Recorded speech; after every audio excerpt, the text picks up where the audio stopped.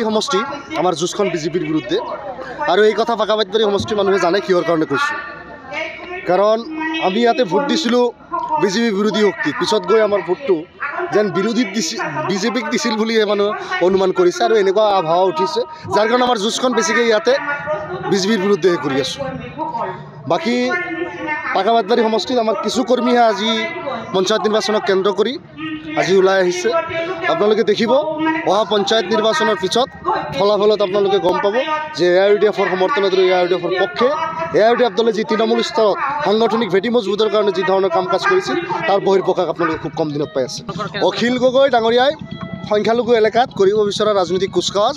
এটি বৃথা প্ৰচেষ্টা কাৰণ তেখেতৰ আৰম্ভণিতেই কেনাটো লগাই থৈছে যে তেখেতে 1951 চনৰ নাগৰিকত্বৰ ভিত্তিবৰ্ষ কৰি নিগম নিকায় আৰু প্ৰতিনিধি হোৱাৰ যোগ্যতাৰ ভিত্তিবৰ্ষ 1951 বিচাৰিছে অখিল গগৈ তেওঁৰ কিতাপত বিচাৰিছে আৰু সেই অখিল গগৈ আজি সংখ্যালঘুৰ কাৰণে ইমান ডাঙৰ নেতা হ'বলৈ আহিছে সংখ্যালঘু মানুহতো ভাং নাখায় যিসকলে বুজি পোৱা নাই যিসকলে জনা নাই তেওঁলোকে দুদিন পিছত জানিব সেই কথা বতৰাবিলাক ইমান দিনে প্ৰয়োজন পৰা নাছিল মানুহে ইমানকৈ বৰকৈ লৈ যোৱা নাছিল তেখেতৰ মনোভাৱ বেয়া আৰু মানুহে নিশ্চিতভাৱে চিনি পাব আহক কি কৰে তেওঁলোকৰ উজনি অসমত তেওঁৰ হৈ কৰ্মী সভা 200 মানুহৰ আৰু নামনি অসমত হাটে বজাৰে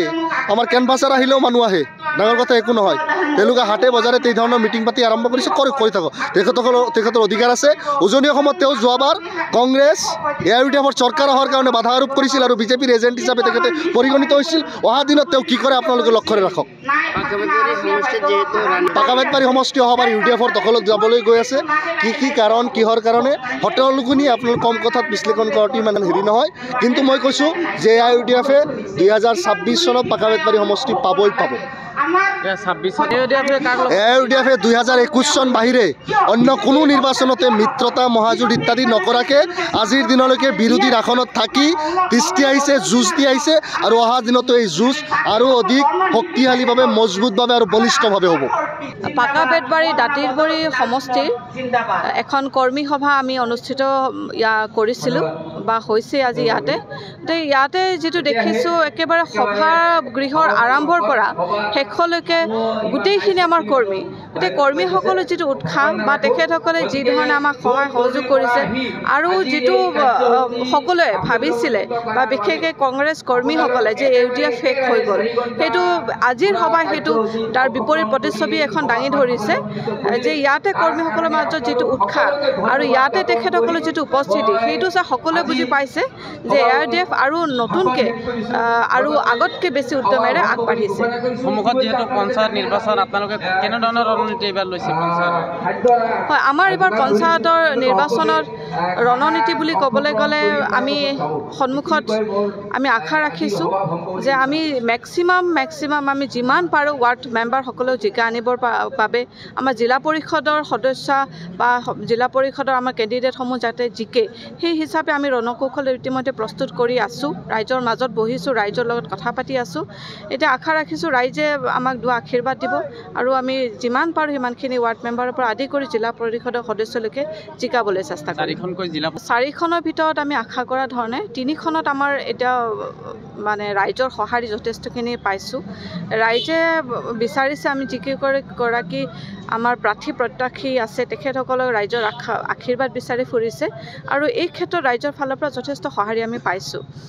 এই 4খনৰ ভিতৰত বিশেষকৈ আমি 3খনত ৰাইজৰ ফালৰ পৰা যথেষ্ট সঁহাৰি আমি লাভ কৰিছোঁ